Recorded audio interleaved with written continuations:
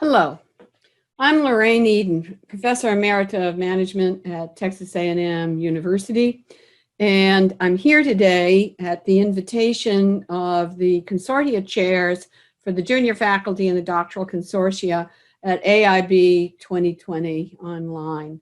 So I'd like to thank Leanne Liu, who's chair of the doctoral consortium this year, and Ruth Aguilera, who's chair of the Junior Faculty Consortium, for inviting me to speak to you. I'm here to talk about ethics in the Academy of International Business. I've had a long association in thinking about ethics at AIB, and I think I've been invited in that capacity to talk to you about why, as new and relatively new entrants to the Academy of International Business, you should care about ethics, and ethics not only involving your research, but in your teaching and in your professional life in the academy. My talk today is going to be about two types of things. First of all, I want to talk to you generally about young people in the Academy of International Business and why ethics matters. And then I want to go over and talk to you about AIB in general and the types of ethics that are involved in AIB. I have a PowerPoint presentation. I'm basically going to walk through with the presentation with you. I hope you will have viewed this before we actually meet for the consortia, and I'd like to take Q&A from you at that time rather than walk through the PowerPoints another time. I'm also happy to chat with you on a one-on-one basis if you have ethical issues, or direct you to where you might go for help. This is an issue, I think, that's important for us through our whole academic careers, and starting and thinking about these issues as you enter the profession will help you, I think, avoid some of the pitfalls that might come later on in your career. So thank you very much for inviting me today, and I'll move into my presentation now. My talk is called Ethics in AIB, Advice for New Entrants to the Academy. And I really want to talk about three things. One, just a very quick discussion about types of unethical behaviors related to what I call the big three that we get rated on as academics all of our life, which is research, teaching, and service.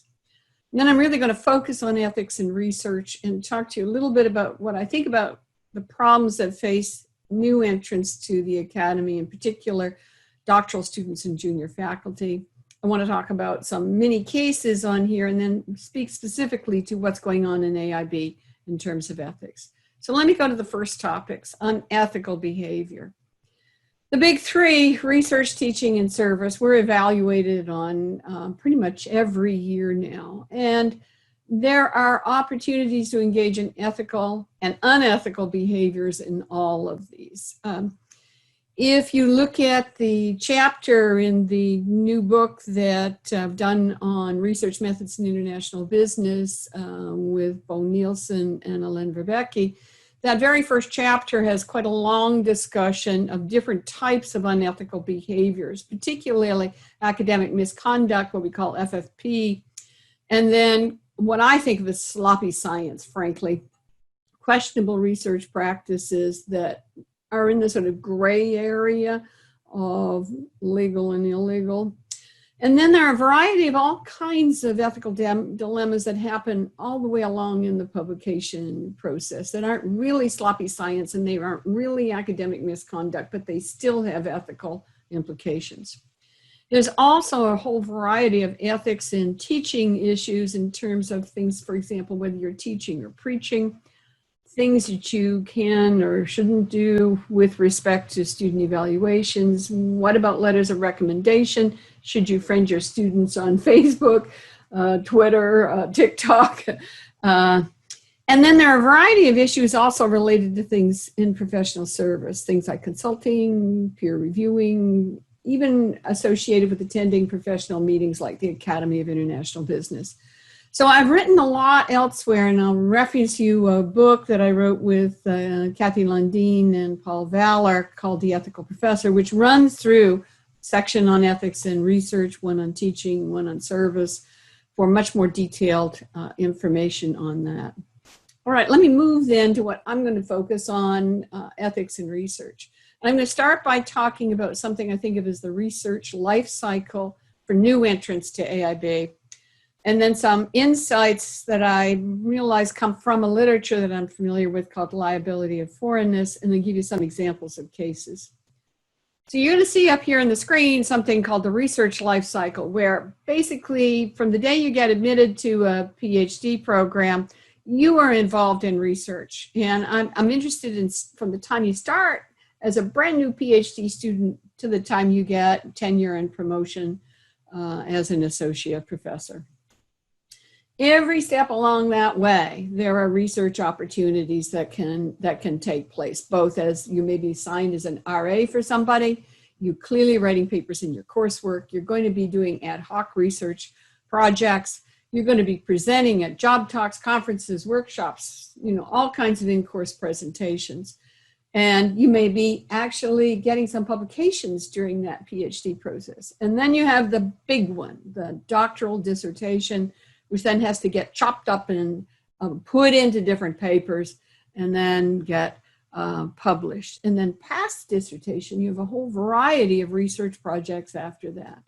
So from the time of new entry to the doctoral study through the research, you are forever writing and writing and rewriting again, trying to get published. And the question is, what are the pitfalls that can happen to someone new along the way who's starting this project and doesn't have a whole lot of practice at it? Well, the liability of foreignness literature is something I've written on fairly extensively. And one of the things that we know about liability of foreignness is that individuals and firms face a variety of different hazards, and these hazards can trip them up. For the example, an obvious one is unfamiliarity hazards, which arises just simply from newness. If you don't know the rules of the game, you obviously can make mistakes, right? The second hazard here, I think, is really relational hazards within the process. And it comes because when you enter the academy, you have very little resources and you are dependent on others to provide you with resources. If you have resource dependence, you have vulnerability. If you have vulnerability, you may have others that are more powerful from you engage in opportunistic behavior trying to take advantage of you. And then the third one is simply discriminatory hazards. A brand new entrant to the academy is an outsider, and it's an outsider trying to learn how to fit in, trying to learn the rules of the game, trying to be part of the group. Because you're an outsider, you may get excluded. I think this is particularly true for minorities. It's true for women. It's true for people of color. It's true for a variety of individuals. They may be left out. Doors may be not open to them. There may be stereotyping. There may be a variety of discriminatory behaviors. So the liability of foreignness literature says when you become a new entrant to the academy, to the profession of becoming a professor, you face unfamiliarity hazards because you don't know the rules of the game. You face relational hazards because you are resource dependent on others basically through your career. And lastly, you face discriminatory hazards because you're an outsider. Doctoral students, little research experience, they are apprentices in a brand new institutional environment. The power disadvantage means you are dependent on faculty, and there's a lot of pressure in the doctoral program to perform and publish very quickly. And then once you get out and you get your first job, that tenure clock is clicking automatically, right? And you know those publications are going to be important in terms of whether you're going to get tenure or not. That means there's a likely opportunity that others could exploit you. And then lastly, the need to seek acceptance and respect, and not having any tenure or security means that doctoral students in particular, I think, suffer from the liability of outsiderness and can be discriminated against. What I want to do in talking about this then is give you some examples of many cases of where there are ethical dilemmas. These really aren't about falsification, and I don't think they're really, some of them are sloppy science, but a lot of them are just simple hazards along the way that can face you, particularly when you're young and you're new. In each of these cases, I'm not going to spend a lot of time on them. In each of these cases, the question is, what's the dilemma? What could be done? What are the available options? What are the ethical options? What do you think could happen? What is that new entrant likely to do? And is it likely to be the right decision or not? To whom can they go for advice? What kind of liability of foreignness are they facing here? What do you recommend should be done? And then lastly, I really do think we are IB. We are faculty from all over the world. We know that institutions matter and cultures matter. And so the question is, how do cultural perspectives affect you? Here's a very simple first case, and this is, based on a real experience. Sarah's building a data set. She's extending an original data set provided by her dissertation chair, and the dissertation chair has a lot of publications out of it. Sarah discovers a major error in the data set. Does she inform her professor? If she does, all of those publications that he already has need to be rescinded or retracted. What's the likelihood that she's going to go to the professor and do this? And we know, of course, there's a very famous case at Uppsala with a professor called Staple, that's exactly what happened. 3 of his PhD students discovered major problems with his data sets, and they finally went and told someone about this. But that takes enormous courage to do it, and very hard for a single individual. Simple example like this one, somebody's playing with the results and they realize the results aren't very significant. And so maybe they want to play a little bit with the data, take out an outlier here, maybe round up a number where they shouldn't round up a number. These are closer to the sloppy science issue. In academia, there's a lot of problems with co-authorship because first authorship actually does matter in our business. It always gets to be the first name plus et al. You kind of disappear if you're in the et al. Here. So for example, and these are, again, cases that happen. James and Willem are each working on a separate paper. And they share an office, and one says to the other, if we put each other's name on that other paper, we could get 2 publications. Maybe you can read it a little bit for me and I'll read a little bit for you, but gee, we get 2 publications pretty easy just simply by adding a name on the other paper. Or here's another one. You got 3 PhD students who start a project together, and they decide at the beginning of the project, they're going to go alphabetical. Then one of the students is actually graduating first. And that student, when that student's on the market, says, I really need to go first. I'm on the market. It's going to make a big difference in terms of me getting a job if I'm the first author on this. How about you put me on first author on this paper and I will pay you back on a later paper? Or what about another one? You get your first job and you are hired at this institution. You got your brand new dissertation. You're going to get, or you hope to get, 3 papers published out of it. There's a tenured senior professor in your department, your new department where you've just been hired. And they come to you and say, I'd really like to co-author with you on one of the papers coming out of your dissertation. And they're tenured and you're brand new. Talk about the dependence on that new professor here of being, what do you do if you're asked to be a co-author? Or what about someone comes along and says, I need to be the lead author on this? Again, simply a power exertion here. Switching to thinking about the publication process. What if your dissertation is 3 main chapters and you had an undergraduate professor, and that undergraduate professor is doing an edited book, and he comes to you and says, I'd love to have one of the chapters out of your dissertation in my book, and the book is going to be published in Spanish, or it's going to be published in Mandarin, or it's going to be published in Greek. And you think, well, it's going to be an English-speaking person isn't going to be able to read those languages. So why don't I just let them have the chapter and it'll be in Greek or Spanish, and then I can still send it to a journal in English. Is that ethical? What about I take my dissertation and I have got my 3 papers, but they're all using exactly the same research methods. And so I think I really need to save time to get this stuff out. So I cut and paste the research method section from one into each of the papers. And then the last one here, the third example, is a slicing and dicing one. I have 3 papers. They're all slight variations on each other. I send them to 3 separate journals. I assume nobody's ever going to see the 3. They'll all come out differently. Is that okay? What do you do if you have a dissertation chair and you're working on papers, or you're in a class and you present the papers and you discover that your chair or your professor has actually taken your idea, written a paper on it themselves, and you later discover this? What recourse do you have?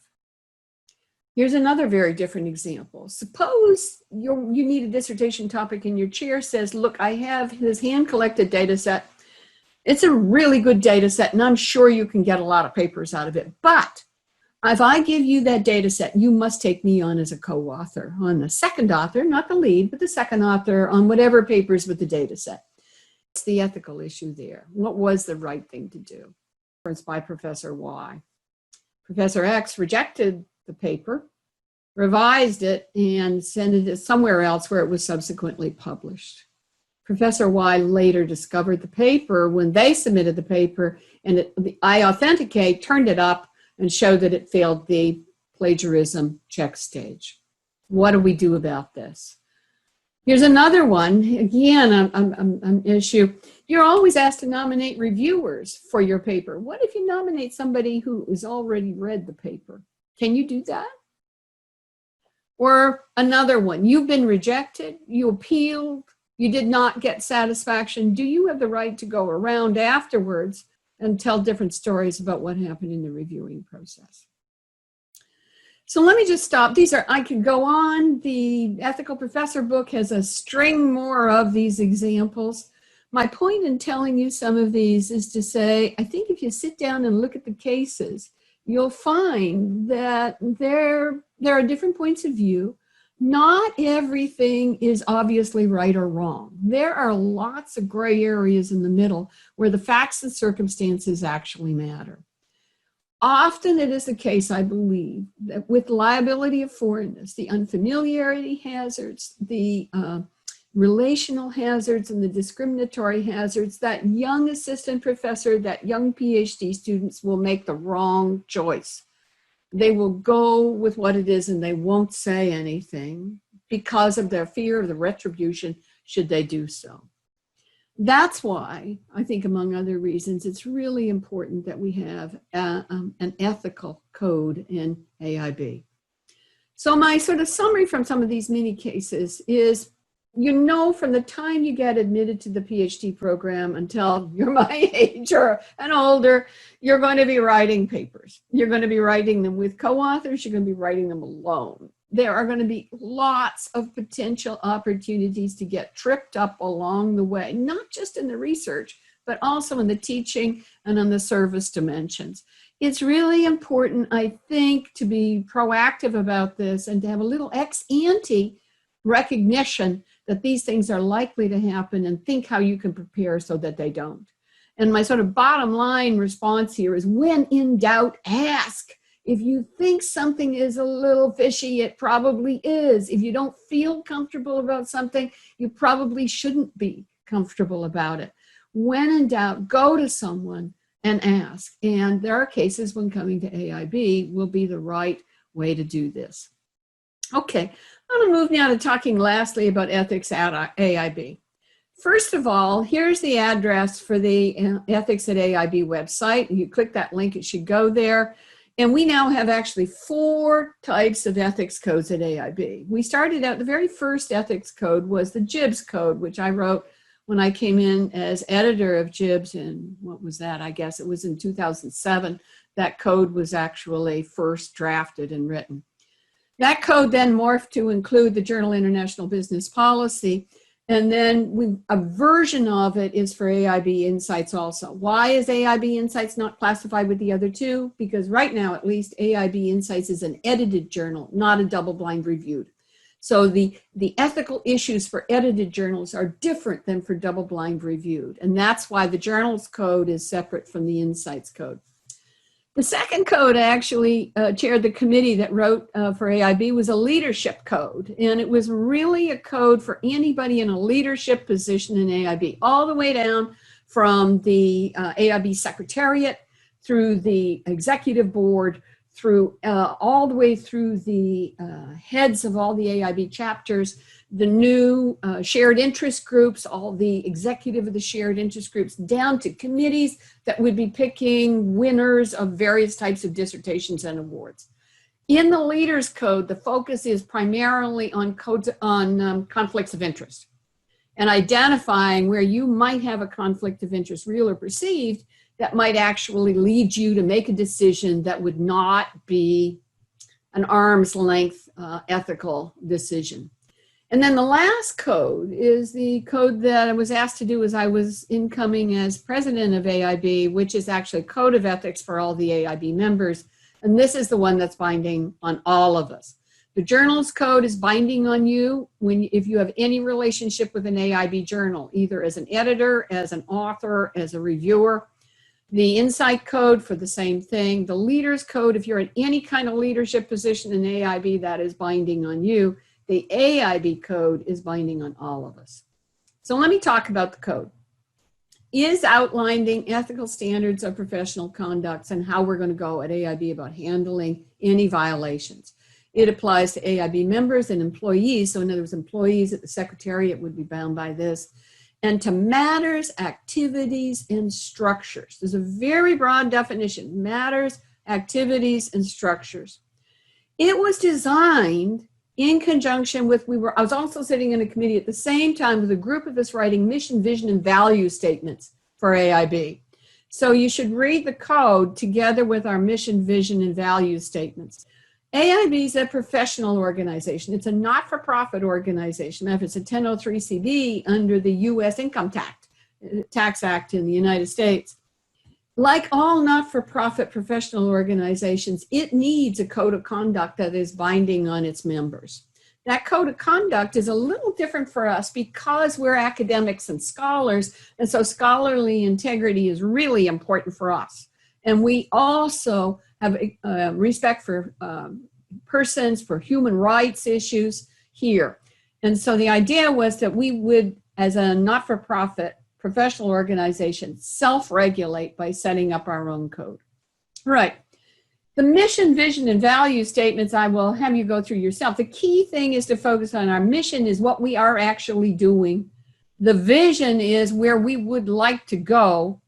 And then the values are the things that we hold dear, that we share and we practice as AIB members. And I will focus just a mission on the last one, internationalization. I mean, AIB, how can we not be about internationalization? Excellence, clearly. Intellectual freedom, integrity, ethical integrity, inclusiveness, and impact. We hope to make the world a better place behind the things we do. So basically, our mission, vision, and values are inherent and born out in the way we created this code of ethics. Everybody has to acknowledge and agree to adhere to the code when you first join AIB and every time you renew your membership. So basically, the idea is you need to know and adhere to the code. You need to promote the code. If you aren't sure about the code, you got to read it and you got to ask questions. Feel free to ask questions. If you observe a violation of the code, there's a whole process for ways to handle that, what you observe. And at some point, that actually starts to involve AIB members. Then we can trigger a process for dealing with it. And then there are a variety of sanctions that really range from saying, hey guys, fix this. I mean, we know you didn't really mean to do it, just fix this. To all the way through actually naming and shaming and having someone no longer have status within the association as a member of AIB for an ethical violation or violations. So the section of the code, I should just say the code is divided into a variety of sections here. And so you go through those code. You'll notice that one of the things that happens is the code is actually doing all three. It actually covers research, teaching, and service in the code here on this. As part of the code, one of the things we did was set up an enforcement mechanism. Ultimately, the president of AIB is the buck stops there with the current president of AIB. But the president will go to the board and the board will vote on these issues. 2 standing committees were created, an ethics policy committee. The policy committee is responsible for updating these various codes, addressing any questions you might have about whether a policy applies or doesn't apply. So for example, the ethics policy committee has been working this year to actually, we realized there were some things missing from the code and they were updated, right? And then the ethics review committee is the group that actually handles if there is a dispute there, and then how to investigates that dispute and then how to resolve it. The current chair of the ethics policy committee is Dennis Arnold, and you can see his email address there. And the current chair of the ethics review committee is Paul Valor, and you can see Paul's email address there. I've also given you a few ethical resources. One is obviously the link to the website, but way back when I was sitting on the ethics education committee for the Academy of Management, and AOM invested a lot of funds interviewing ethics editors, interviewing editors of journals. And at that point in time, I was editor of JIBS, so I was one of the ones that was interviewed. There's a series of maybe a dozen really very good videos that are posted up on YouTube that I recommend. And then there's a blog called the Ethics Blog, which I had actually started when I was on that committee. That was a strategic doing proposal of AOM. And you might find some of those blogs actual interest reading. The blogs eventually has morphed into this book on the ethical professor, which I mentioned below. And then I also think you might find it quite interesting to read the methods chapter on questionable research practices and sloppy science, which is much more discussed in that paper than I am going to do here. Let me say on the AIB website, there are a lot of links to ethical resources. And I think one of the things that the Ethics Policy Committee hopes to do is to really build up that part of the website. I'd actually personally like to see a new blog or a section of the AIB newsletter every time it comes out, have a section, a little mini case on ethics. So I think the ethics initiatives at the AIB level as a whole are fairly new, really like maybe 2 years getting underway for the EPC and the ERC committees on here. But we've gone a long way, I think, to really try to bring ethics into the Academy of International Business. So let me just sum up and say, I'm sure you have lots of questions about this. And as you, as a junior faculty member or as a doctoral student coming in here, you will be faced with possible ethical decisions, I think, at least a couple times a year, probably the rest of your academic life. My one piece of advice, when in doubt, ask. Ask somebody. Go and ask somebody on the ethics committees at AIB, at AOM. Do some reading yourself. Don't do a quick decision. Somebody comes up to you and asks something, you can always put it on hold and say, I have to check. I really need to think about a little bit more about that. I'm not ready to make a decision. When in doubt, ask, and potentially when in doubt, just say no. All right. Hi, so this ends my talk about ethics in AIB. I want to conclude with a couple of very different remarks, but I don't want to leave you with the idea that your life in academia is going to be riddled with ethical violations and threats and problems that will face you. I think it's important to be aware of these things ahead of time so that you can have some ex-ante training and be better prepared should they happen. There are pitfalls along the way. But the message I do want to leave you with at the end is, as I have been an AIB member for nearly 30 years now, and I've been an academic much longer than that, this has really been a wonderful career. Being a university professor is truly an honor and a gift in many ways. I have thoroughly enjoyed the courses I've taught, the students I've interacted with, the colleagues that I've had the co-authors over my life that I've had the opportunity to work with, the mentors who mentored me when I was young like you, starting into this profession. It's really been a wonderful career, and I hope that you find it as wonderful and as rewarding as I have, and the cohort of AIB scholars who've gone through with me have also. So I want to leave you, and I basically want to say welcome.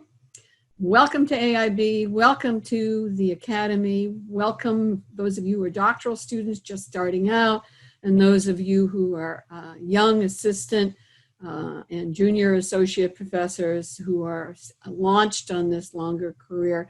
I hope that my talk today may be a little bit helpful to you and those of the other speakers at the Junior Faculty and Doctoral Consortium. And I hope that you, as you move through your careers, will continue to give back to the young ones coming behind you. So thank you very much, and have a wonderful rest of the conference.